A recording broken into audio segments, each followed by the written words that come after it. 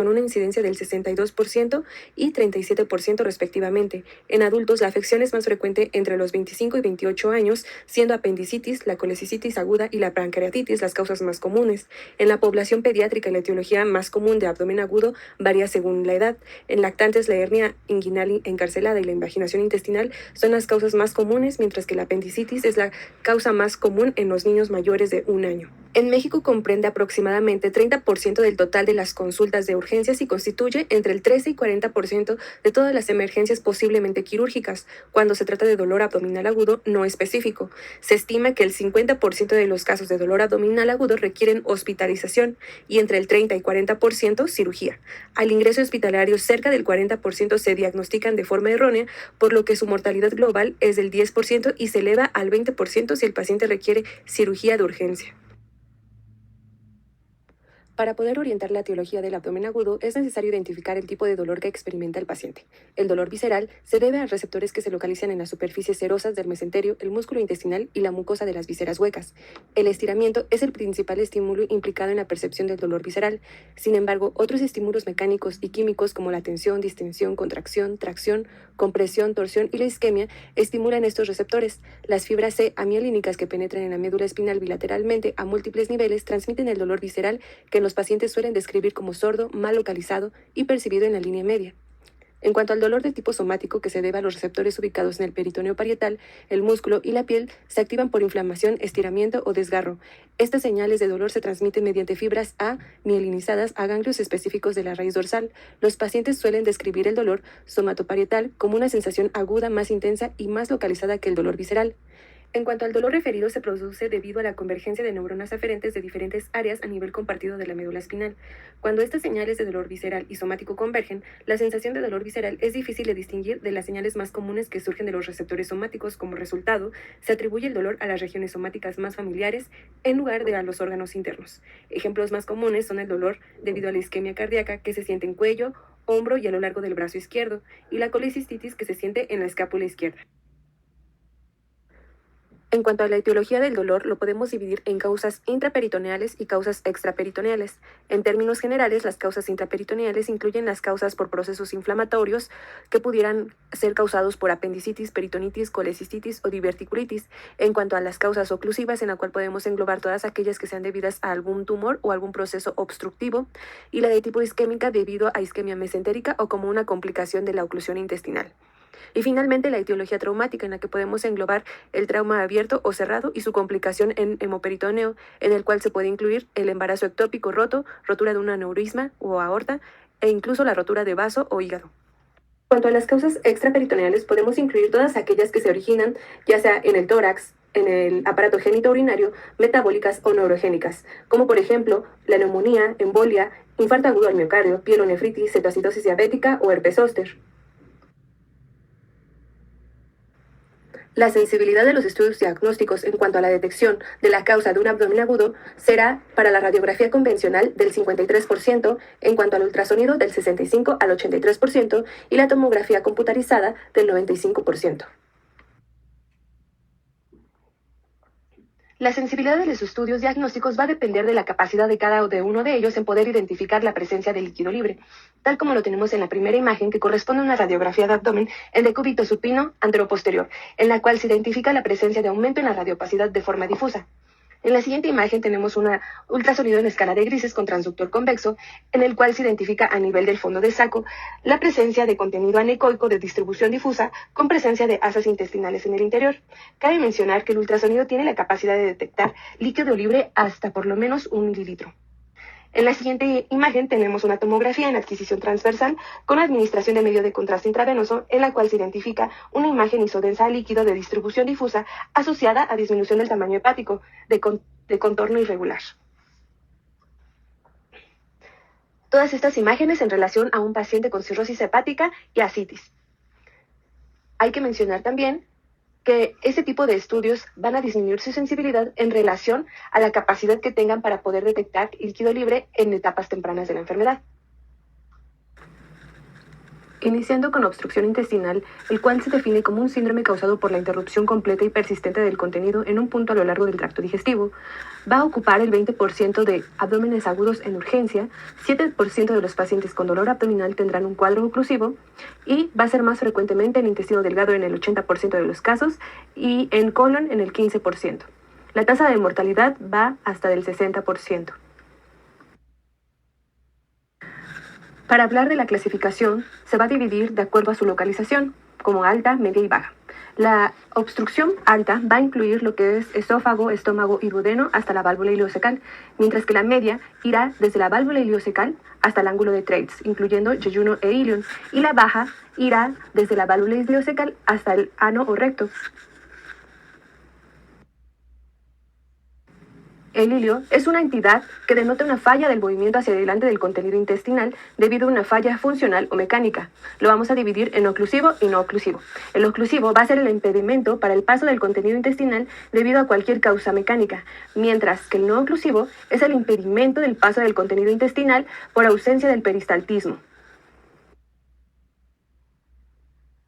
Para que podamos entender el concepto de ilio oclusivo y no oclusivo, hay que entender que se trata de lo siguiente. El ilio no oclusivo va a consistir en la presencia de aire a nivel central, es decir, a nivel de intestino delgado, y además vamos a encontrar aire a nivel de intestino grueso, ya sea colon ascendente, transverso o descendente, e incluso podemos encontrar a nivel del recto o sigmoides. En este caso, no vamos a encontrar niveles hidroaéreos, pueden aparecer en algunas situaciones específicas, incluso pueden ser en número de 2, no mayor, y en el caso de que tengamos un ilio oclusivo, nos vamos a referir a la presencia o persistencia de aire a nivel del intestino delgado central, el cual lo vamos a poder distinguir por la morfología, y ausencia de gas distal, es decir, no vamos a poder encontrar gas a nivel de colon ascendente, transverso, descendente o sigmoides, además de que en este caso se puede asociar a la presencia de niveles hidroaéreos. El ilio no oclusivo lo vamos a dividir asimismo en adinámico, espástico y vascular. Las causas más frecuentes del ilio adinámico van a ser posquirúrgicas, peritonitis, compromiso medular, metabólicas, diabetes mellitus o isquemia. En cuanto al espástico, las causas más comunes es por intoxicación por metales pesados o porfirias, y vascular por embolismo arterial y trombosis venosa. En cuanto al ilio oclusivo, lo vamos a poder dividir en 3 causas principales, ya sea extraluminal, parietal o intraluminal. De causa extraluminal pudiera ser la presencia de adherencias, en este caso a nivel de intestino delgado, lo cual va a ser el mayor porcentaje en el 75% de los casos. En el caso de causa parietal, que ocurre debido a la presencia de tumores a nivel del colon, de causa intraluminal puede ser diversa, en la mayor parte de los casos es por impactación fecal. Otra clasificación es de asa cerrada y asa abierta. La obstrucción intestinal de asa cerrada se produce cuando la obstrucción lleva a la acumulación de líquidos y aire en un asa en sentido proximal y distal de drenar su contenido, mientras que la obstrucción de asa abierta no existe ningún elemento que interfiera en el tránsito intestinal de las asas proximales a la oclusión, por lo que el contenido drena a las asas adyacentes y por lo tanto no se produce hipertensión dentro del asa. Otra clasificación es la clasificación completa, en la cual va a haber un impedimento en el paso del tránsito intestinal de un punto a otro, y la oclusión parcial va a haber un paso filiforme del contenido intestinal. Otra clasificación es la oclusión simple, en la cual no hay compromiso en la vascularización intestinal, mientras que la oclusión estrangulada vamos a ver cambios o compromiso en la vascularización de la irrigación intestinal. En la mayoría de las obstrucciones de asa cerrada ocurren las hernias encarceladas o vólvulos. Hablando de la fisiopatología, vamos a ver que todo va a iniciar desde una ausencia en la motilidad intestinal que nos va a llevar a un acúmulo de gas y de líquido. Esto a su vez va a aumentar la presión intraabdominal, lo cual nos va a llevar a un edema y éstasis venosa y puede provocar el riesgo de isquemia y riesgo de perforación a nivel intestinal. El cuadro clínico puede ser inespecífico. Iniciar desde dolor, distensión abdominal, incluir vómitos de contenido alimentario, bilioso o fecaloide. Puede haber ausencia de emisión de gases y heces y peristalsis ausente o de lucha. En algunos casos, los pacientes pueden cursar con un choque séptico. La radiografía convencional de abdomen sigue siendo el examen inicial en estos pacientes debido a su amplia disponibilidad y su costo relativamente bajo. Sin embargo, las radiografías son diagnósticas solo en el 50 al 60% de los casos. Los datos que vamos a encontrar en una radiografía bipedestación serán niveles hidroaéreos. En este caso, un patrón en escalera nos va a orientar hacia una causa oclusiva y un patrón aleatorio en una no oclusiva. En decúbito supino vamos a tener un grado de dilatación variable. En el caso del intestino delgado, un diámetro mayor a 30 milímetros, colon más de 60 milímetros, ciego más de 90 milímetros nos orientarán hacia una posible obstrucción intestinal y la ausencia de gas en el recto. Aquí tenemos dos radiografías de abdomen en decúbito supino correspondientes a un paciente masculino de 69 años de edad quien inició con dolor intenso de 2 a 3 horas de evolución con presencia de náuseas y vómitos. Como datos positivos podemos observar en la primera imagen de la izquierda la presencia de dilatación de asas de ilion y yeyuno en una disposición central con ausencia de aire en intestino grueso. En hipocondrio derecho se observa una asa dilatada con forma de U y pérdida de los pliegues del patrón mucoso. En la siguiente imagen tenemos una radiografía en bipedestación en la cual se identifica la presencia de múltiples niveles hidroaéreos en relación en patrón en escalera y la persistencia de asa centinela. Tenemos dos radiografías de un paciente masculino de 76 años de edad que acude por dolor abdominal periumbilical intermitente con estreñimiento de 48 horas de evolución, sin presencia de vómitos. A la exploración física, el paciente presentó dolor a la palpación de abdomen y ruidos metálicos.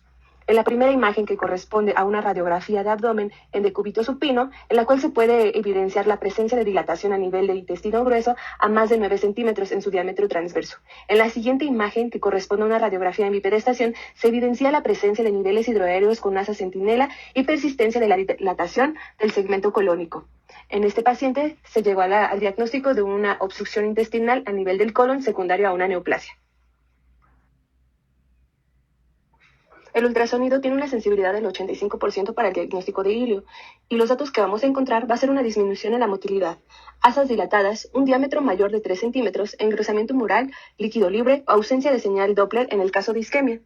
Tal como tenemos en esta imagen de ultrasonido en escala de grises con transductor convexo a nivel del intestino delgado, en la cual podemos ver engrosamiento de la pared del intestino, lo cual nos da el signo de las teclas. La tomografía computada será nuestro gold estándar para la detección de oclusión intestinal. Vamos a poder detectar un punto de transición, la causa de la misma y la presencia de complicaciones asociadas. En la detección de la oclusión completa va a tener una sensibilidad del 94% y una especificidad del 95%. En el caso de oclusión parcial tendrá una menor sensibilidad correspondiente al 64% y una especificidad del 80%. Como signos vamos a encontrar la presencia de asas de intestino delgado dilatadas mayores a 2.5 o de intestino grueso mayor a 8 centímetros y las distales colapsadas. Un área de transición entre las asas dilatadas y las colapsadas, el signo del remolino dado por la convergencia y rotación de los vasos mesentéricos en el sitio de la obstrucción y el signo de heces en el intestino delgado que indica aproximadamente el nivel de la obstrucción. En este caso tenemos una tomografía en adquisición transversal con administración de medio de contraste intravenoso y oral neutro, en la cual vemos una zona de transición a nivel del intestino delgado en mi abdomen izquierdo. En cuanto al signo del collar de perlas, va a representar pequeñas cantidades de aire atrapado en las válvulas coniventes del intestino delgado, predominantemente lleno de líquido. Se presenta en la obstrucción mecánica del intestino delgado, aunque rara vez también se puede observar en hilo paralítico o en gastroenteritis, tal como lo podemos observar en la primera imagen esquemática superior. En la siguiente imagen se observa una magnificación de una radiografía de abdomen en decúbito supino en la cual se identifica la presencia de múltiples imágenes radiotransparentes en disposición afilada, lo cual corresponde a este signo. Y en la imagen inferior izquierda tenemos una tomografía de abdomen en adquisición transversal con administración de medio de contraste intravenoso y lateral a ella una magnificación de la misma en la cual se identifica en ilion la presencia de imágenes radio redondeadas en disposición afilada, intraluminales e isodensas a aire en relación a este signo. El signo del pico se va a determinar identificando un cambio en el calibre entre las asas del intestino proximal dilatado y las asas distales colapsadas. Aquí tenemos una imagen de reconstrucción coronal con administración de medio de contraste intravenoso, en la cual vamos a observar la presencia de una dilatación proximal con presencia de fecalización, posteriormente disminución de su diámetro transverso con la presencia del signo de pico en relación a un vólvulo secal. El signo de grano de café va a corresponder a una estrangulación que provoca obstrucción simultánea a dos niveles, asa cerrada y asa afecta, llena de aire y doblada sobre sí misma, que adquiere el aspecto de un grano de café con una banda central densa que corresponde a las paredes opuestas del asa estrangulada.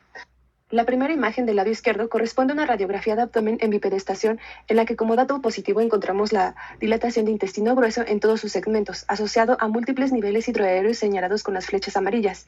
A nivel central se identifica un asa de intestino rotada y plegada sobre sí misma. Además, el aumento de la radiopacidad de los bordes del intestino en relación a edema, dando el característico signo de grano de café. En la siguiente imagen tenemos una tomografía de abdomen en reconstrucción coronal con administración de medio de contraste, en la cual se identifica la presencia de dilatación de todo el colon, edema de la pared y a nivel de sigmoides se observa el plegamiento sobre su eje mesenteroaxial, originando el signo ya comentado.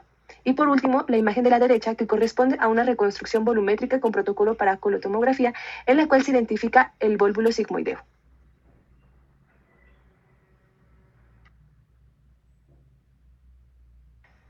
Hablando del signo en migas de pan, se refiere a la presencia de burbujas de gas dentro del intestino delgado, que es indicativo de anormalidad. Con frecuencia se debe al enlentecimiento del tránsito intestinal, digestión incompleta del contenido digestivo, sobrecrecimiento bacteriano y aumento en la absorción de agua. En la siguiente imagen tenemos una tomografía de abdomen con medio de contraste en reconstrucción coronal y magnificación a nivel del intestino delgado, en la cual se identifica la presencia de múltiples corpúsculos aéreos intraluminales mezclados con material de residuo en relación al signo de migas de pan. Adyacente a este signo también podemos observar la zona de estenosis marcada con la flecha amarilla, la cual corresponde a un vólvulo de intestino delgado. Y tenemos el signo típico de la diana, el cual va a estar producido por el edema de la submucosa y los cambios inflamatorios murales asociados a la obstrucción. En la invaginación intestinal, este signo viene determinado por la presencia de grasa mesentérica interpuesta entre las paredes intestinales de las heces implicadas en la invaginación. En esta diapositiva tenemos en la parte inferior izquierda la imagen de una tomografía en adquisición transversal con administración de medio de contraste intravenoso, en la cual se observa la presencia de edema de la submucosa adyacente a la pared del intestino. Se observa cambios asociados a la grasa mesentérica. El signo de remolino va a corresponder a la distorsión vascular con vasos y tractos dispuestos en remolino, y ocurre cuando un asa intestinal rota alrededor de un punto fijo de obstrucción, provocando la torsión del mesenterio a lo largo del eje de rotación, tal como lo vemos en estas imágenes de tomografía de abdomen, en la cual vemos en la primera imagen una adquisición transversal con medio de contraste intravenoso, en la cual, señalado con la punta de flecha roja, se observa la rotación de los vasos mesentéricos y adyacente a estos la rotación propia del intestino delgado en relación a un vólvulo de intestino delgado. A su vez, en la reconstrucción coronal se evidencian nuevamente los mismos signos. A continuación hablaremos de apendicitis aguda, que es una inflamación aguda del apéndice debido a la oclusión de su luz y una infección consiguiente. Va a ser la principal causa de abdomen agudo quirúrgico. La epidemiología en México corresponde a un 47.7% de todos los padecimientos quirúrgicos de urgencia y con una incidencia de 1.5 a 1.9 por cada 1.000 habitantes. El pico de incidencia de esta enfermedad va a ser entre los 10 y 30 años, va a ser igual en hombres y mujeres, va a tener un riesgo global del 7 al 10%, predomina en países occidentales y la prevalencia es del 47 al 79%. En cuanto a la anatomía del apéndice, sabemos que pertenece al ciego. Va a ser parte de la submucosa que presentan los folículos linfoides, aproximadamente 200.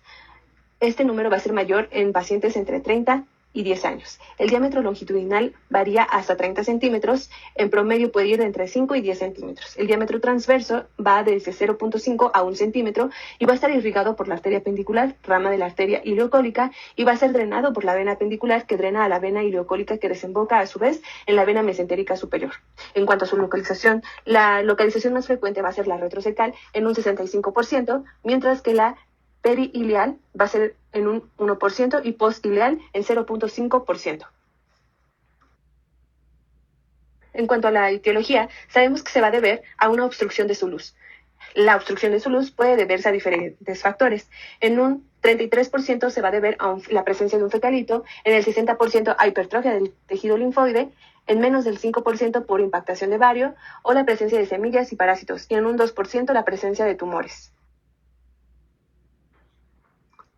La fisiopatología de la apendicitis se inicia desde el punto en el que aparece una obstrucción a nivel del lumen apendicular. Posteriormente hay un aumento en la secreción de moco que favorece un crecimiento bacteriano Hay un aumento en la distensión luminal y aumento en la presión intraluminal.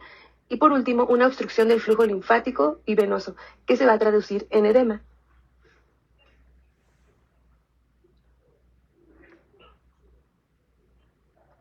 Si el proceso inflamatorio continúa, va a continuar la necrosis de la pared, posteriormente traslocación bacteriana y finalmente una perforación o absceso que puede complicarse hacia una peritonitis local.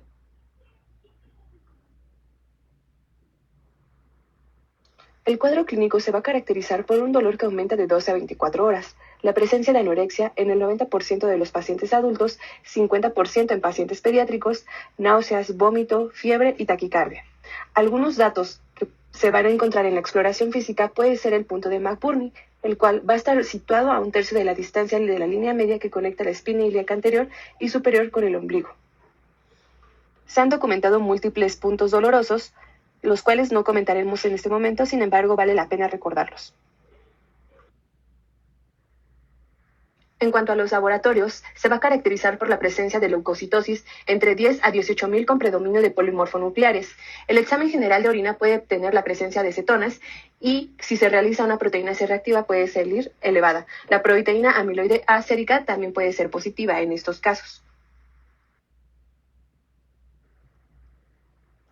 Para poder llegar a un diagnóstico más preciso, es importante e indispensable hacer una adecuada historia clínica y una exploración física, ya que son determinantes para poder detectar la presencia o no de apendicitis. Para ello también nos puede ayudar la escala de Alvarado, la cual nos va a detectar ciertos puntos que nos pueden orientar hacia la presencia o probabilidad de apendicitis o no.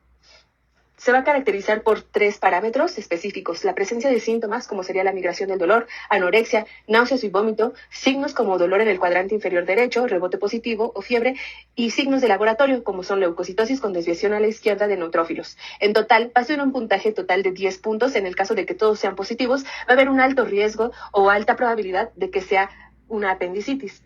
Si tenemos un puntaje entre 5 y 7 puntos, el riesgo es intermedio, por lo que será necesario la hospitalización y además estudios de imagen complementarios. En el caso de que tengamos un puntaje entre 0 a 4 puntos, el riesgo es bajo, por lo que sería necesario realizar una minuciosa exploración física para determinar la causa del dolor.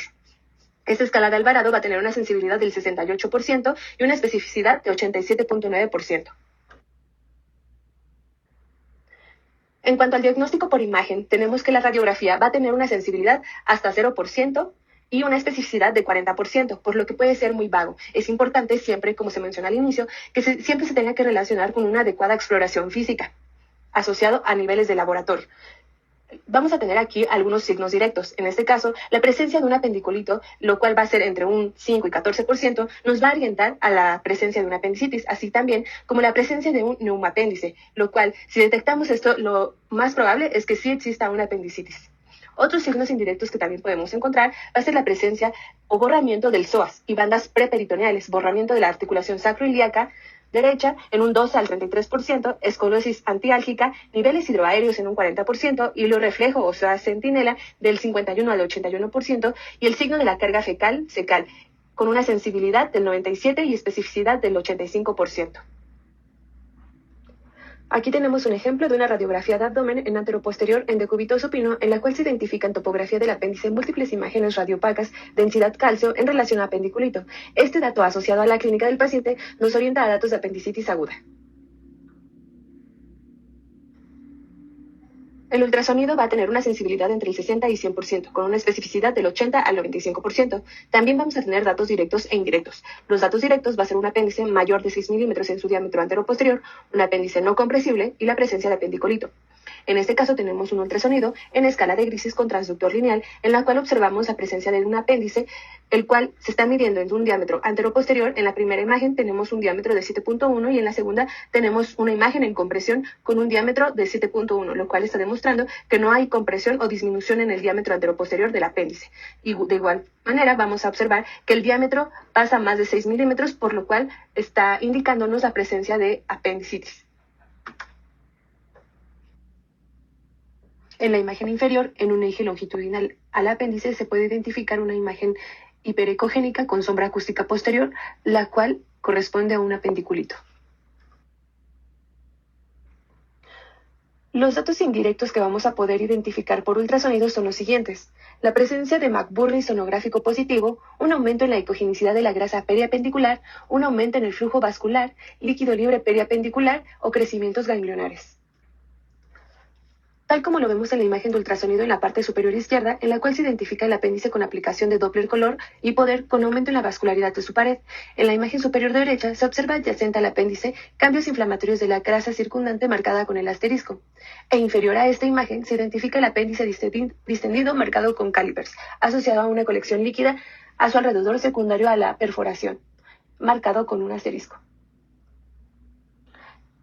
En cuanto a las complicaciones, la perforación es una de las más frecuentes. Es por eso que es importante que podamos identificarlo por medio de ultrasonido. Aquí vamos a encontrar irregularidad de la pared, apendiculito extraluminal, tabicado periapendicular o líquido pélvico que nos orientarán hacia la presencia de un absceso y líquido libre.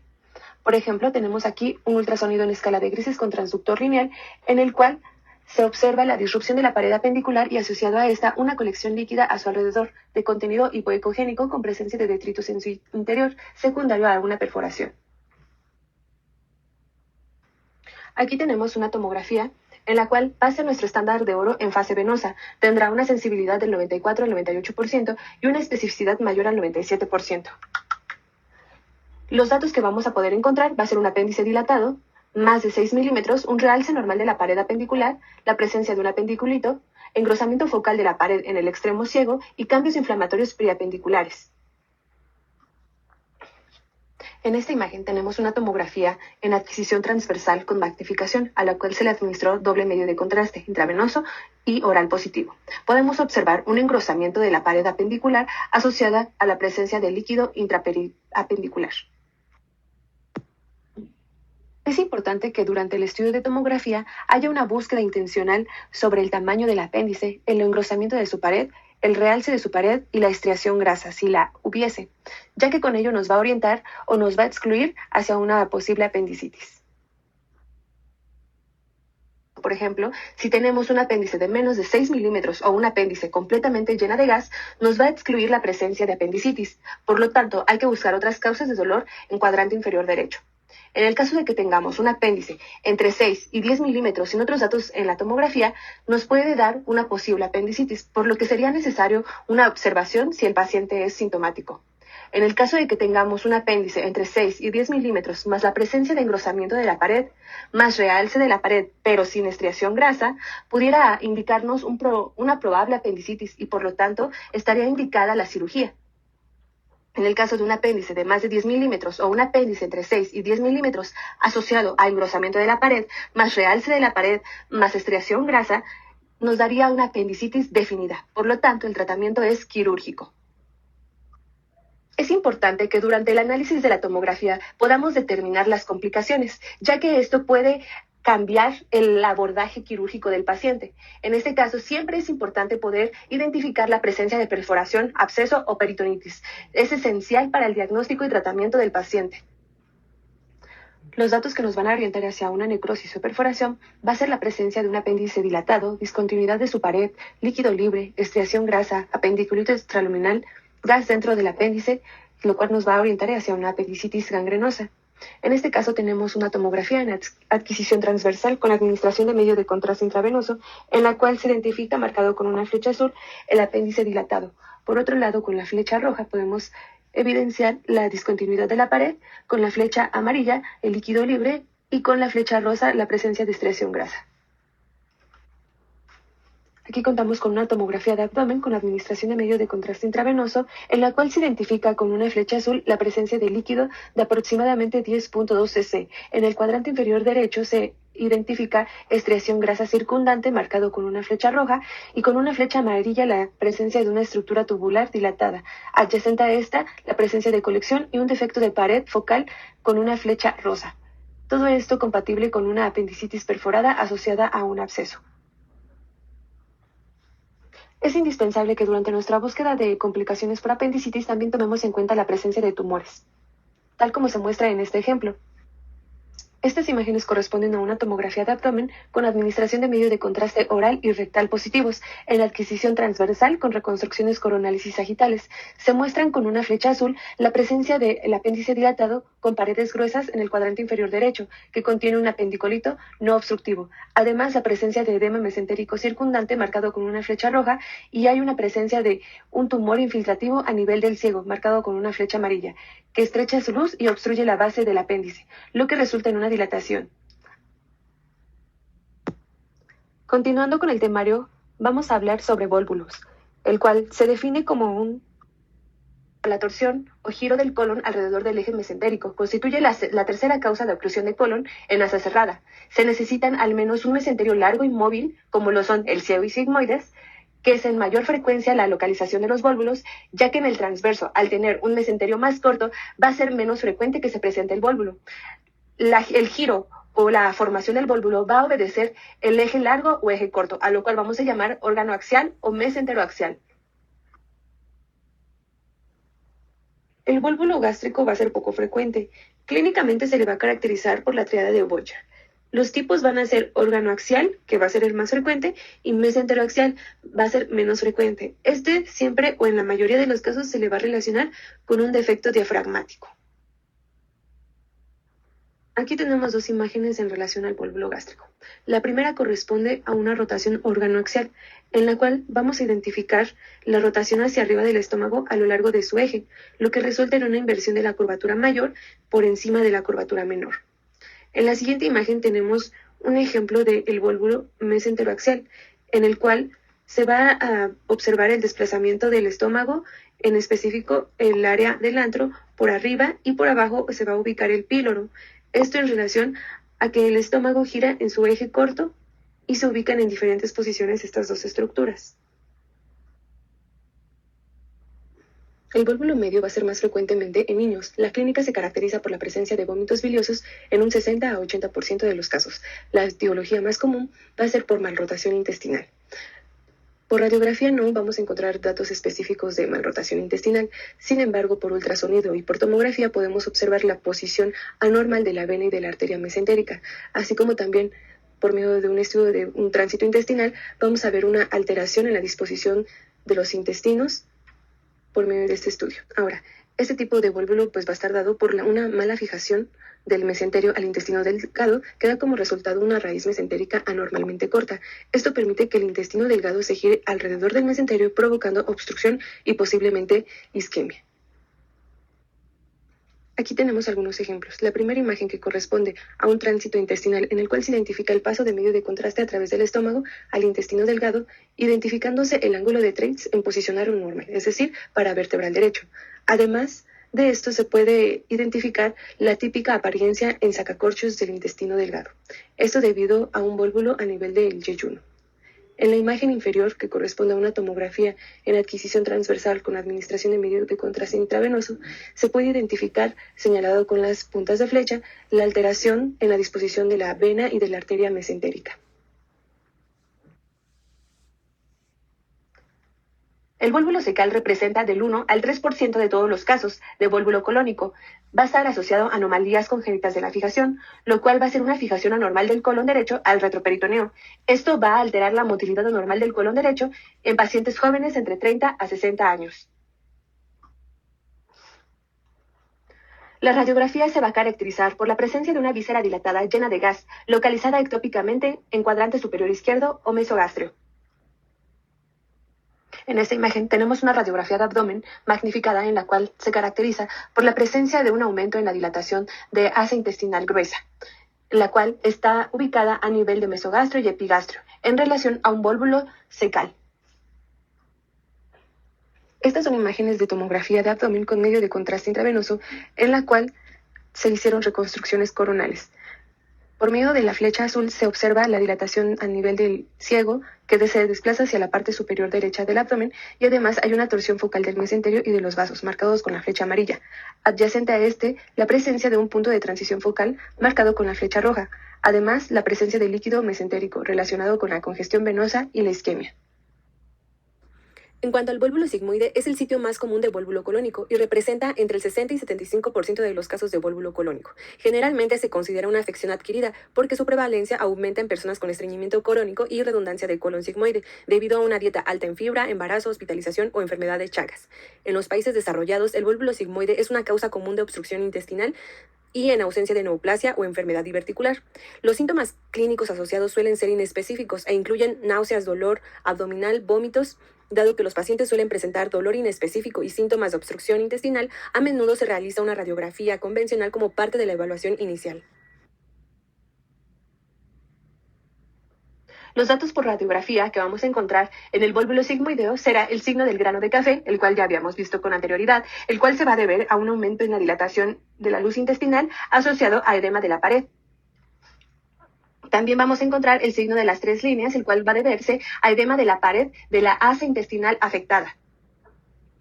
Y la imagen en U invertida, la cual va a deberse específicamente a la localización del vólvulo. Por tomografía vamos a encontrar los signos del pico y signo del remolino. El signo del pico va a estar dado por una rotación del asa intestinal aferente y eferente alrededor de un punto fijo, por lo cual se va a ver un aumento en la densidad periférica y nos va a dar la apariencia típica de un pico, dado por el edema de la pared intestinal. El signo del remolino va a estar dado por la vascularidad o los vasos aferentes y eferentes ubicados en este sitio y nos van a dar un giro en el mesenterio junto a los vasos asociados y por lo tanto un signo de remolino.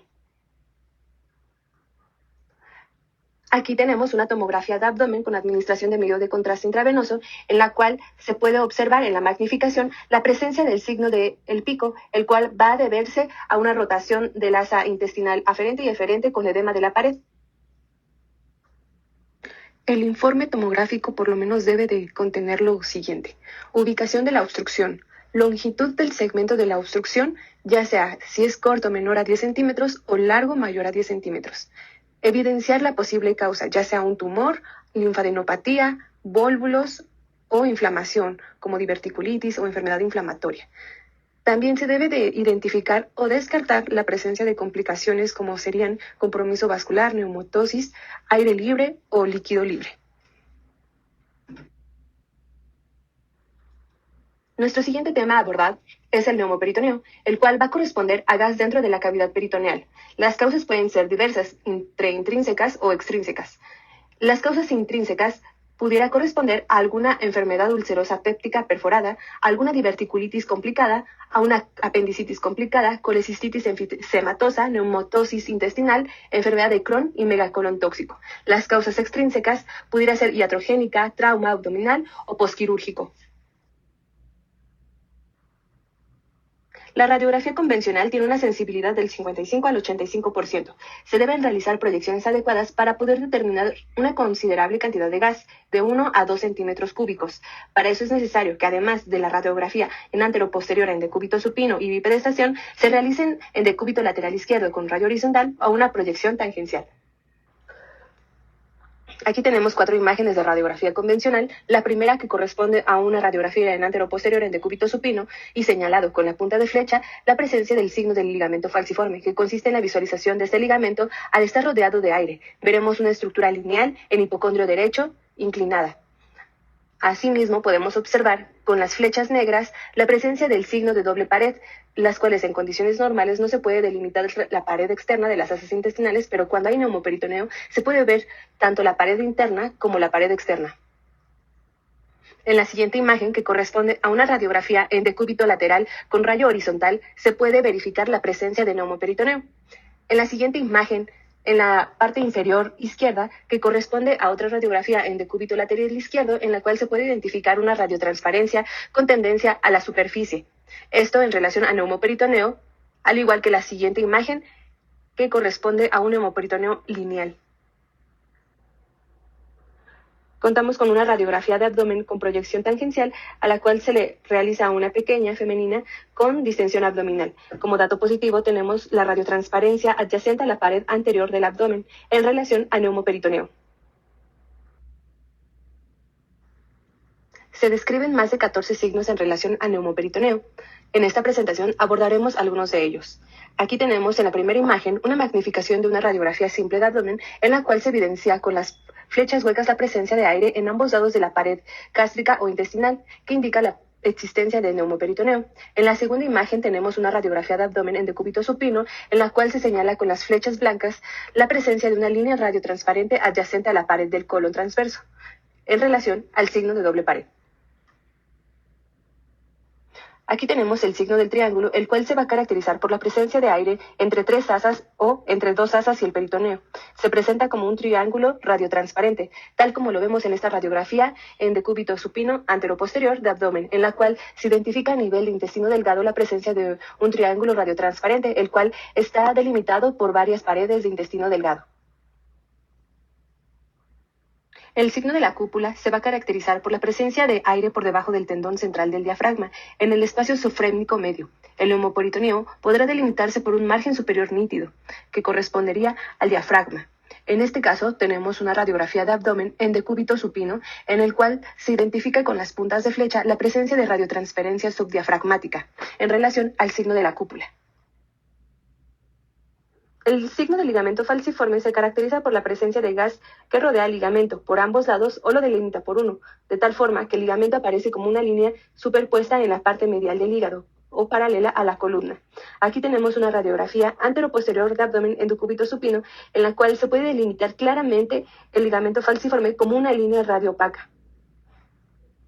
El signo del ligamento de Teres se caracteriza por una banda con densidad de partes blandas que cruza el cuadrante superior derecho desde el borde inferior hepático hasta la región periumbilical, tal como lo podemos observar en esta radiografía en decúbito supino de abdomen, en la cual en la magnificación se identifica una línea radiopaca que va desde el borde inferior del hígado hasta la columna, en relación al ligamento de Teres.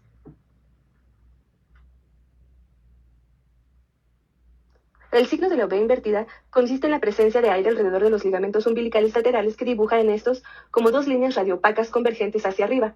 En este caso tenemos una radiografía de abdomen en decúbito supino con una magnificación a nivel de la pelvis, en la cual podemos identificar dos líneas radiopacas que convergen en el centro de la columna en relación a los ligamentos umbilicales, dándonos el signo de la V invertida. En el caso del signo del uraco, podemos observar que este se va a caracterizar por la presencia de aire en ambos lados del uraco, por lo que se puede observar en esta radiografía como una línea radioopaca que cruza desde la pelvis hasta el borde lateral de la columna en relación al signo del uraco. El signo del balón de rugby va a corresponder a la presencia de aire en cavidad peritoneal, que va a recordar a la morfología de un balón de rugby. En este caso va a corresponder a neumoperitoneo masivo. Aquí tenemos una radiografía de abdomen en decúbito supino, en la cual podemos ver un aumento en la radiotransparencia difusa de todo el abdomen, dándonos el signo característico de balón de rugby. En cuanto al signo del hígado radiotransparente, va a corresponder a la acumulación de aire intraperitoneal entre la cara anterior del hígado y el peritoneo, que puede observarse como una zona radiotransparente. En este caso, vamos a tener pérdida de la radioopacidad del hígado, lo cual nos va a dar el signo característico.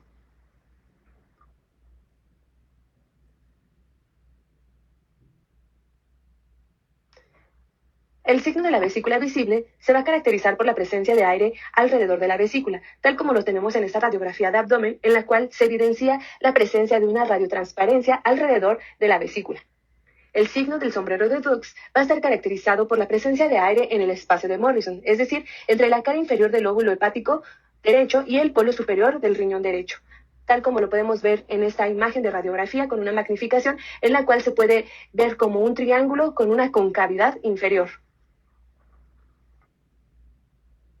El signo de los delfines se va a caracterizar por la presencia de aire en el abdomen a nivel de las inserciones subdiafragmáticas.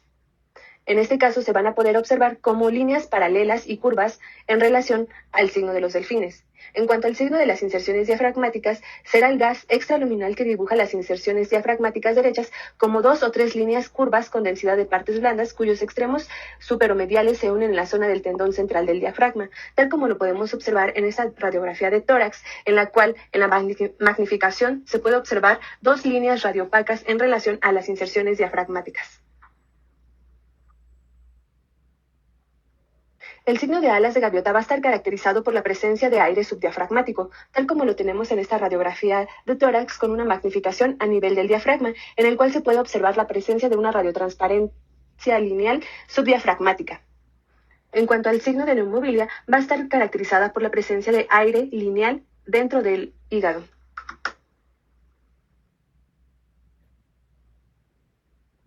En el caso del ultrasonido va a ser menos sensible para poder determinar la presencia de neumoperitoneo y determinar la causa y localización. Aquí vamos a poder observar la presencia de un refuerzo acústico posterior, el cual podemos ver que es adyacente a la pared peritoneal. En este caso tenemos dos imágenes de ultrasonido en escala de grises con transductor convexo, en el cual, señalados por las puntas de flecha, podemos identificar el refuerzo acústico posterior que está determinado por la presencia de aire. La tomografía computada se ha establecido como la técnica de imagen más útil para identificar la presencia y sitio y causa de perforación del tracto gastrointestinal con una sensibilidad del 82 al 90%.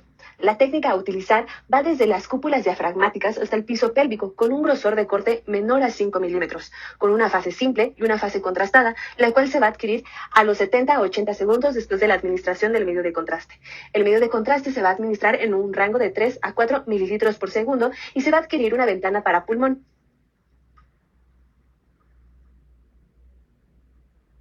Aquí tenemos una amplificación de una tomografía de abdomen con ventana para pulmón, en la cual se pueden identificar la presencia de múltiples corpúsculos aéreos adyacentes al peritoneo, así como la presencia de corpúsculos puntiformes a nivel de tejidos blandos en la pared lateral del abdomen.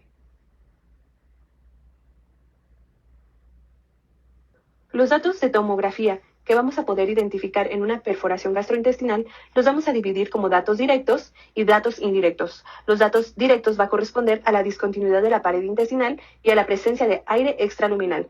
Los datos indirectos corresponden al engrosamiento de la pared intestinal, reforzamiento anormal de la pared intestinal y un absceso adyacente al intestino.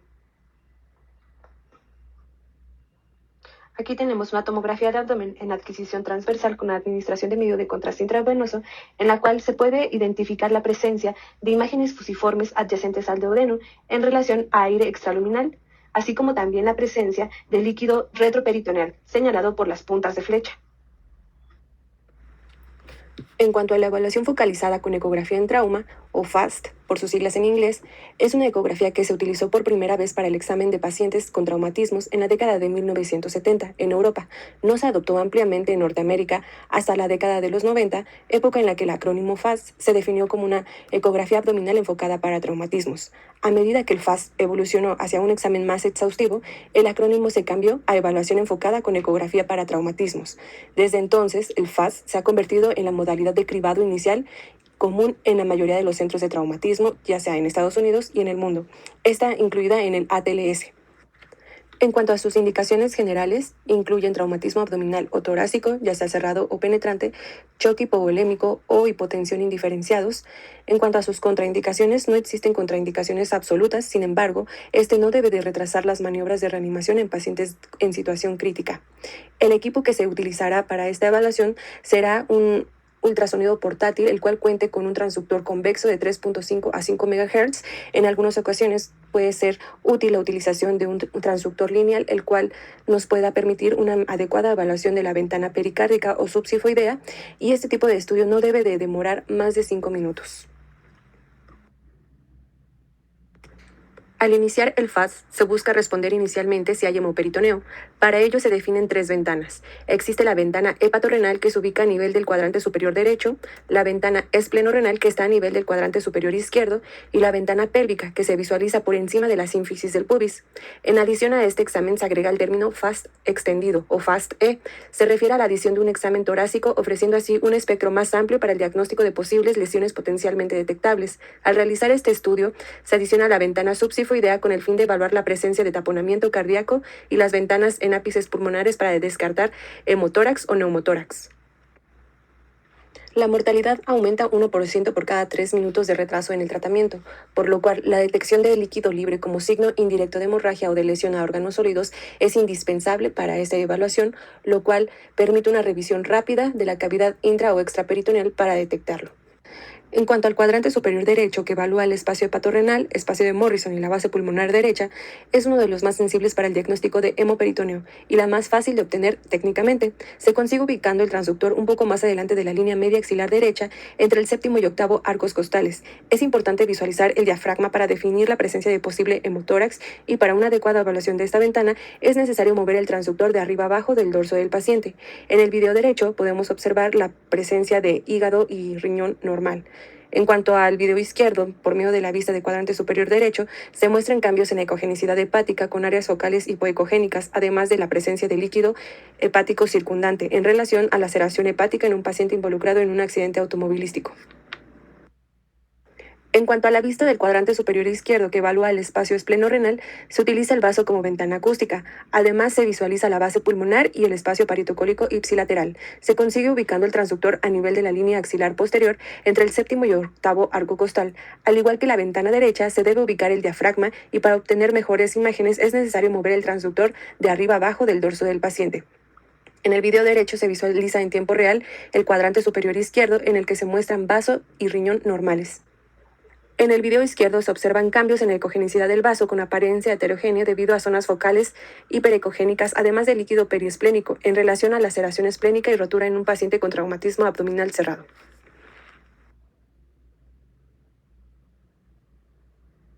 La ventana pélvica o suprapúbica se indica para evaluar la presencia de líquido libre a nivel pélvico. Esta ventana no descarta fracturas pélvicas porque este líquido puede provenir de lesión de víscera sólida.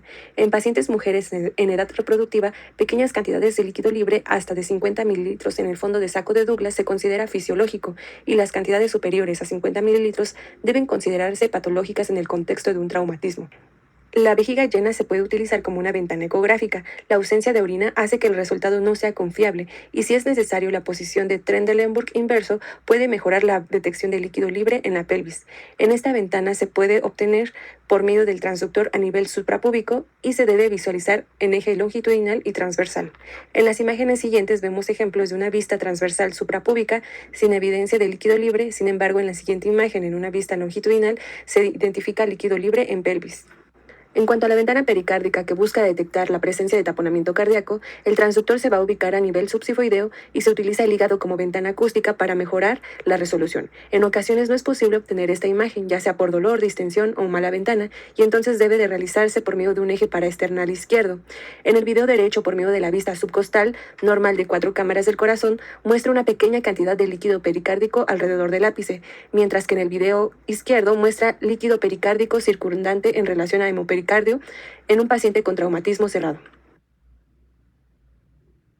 En cuanto a su interpretación, básicamente se define como positivo o negativo. Positivo, cuando llegamos a encontrar en cualquiera de estos espacios líquido libre, tomando en cuenta las consideraciones en cada uno de ellos. Este tendrá una sensibilidad del 64 al 98% y una especificidad del 86 al 100%.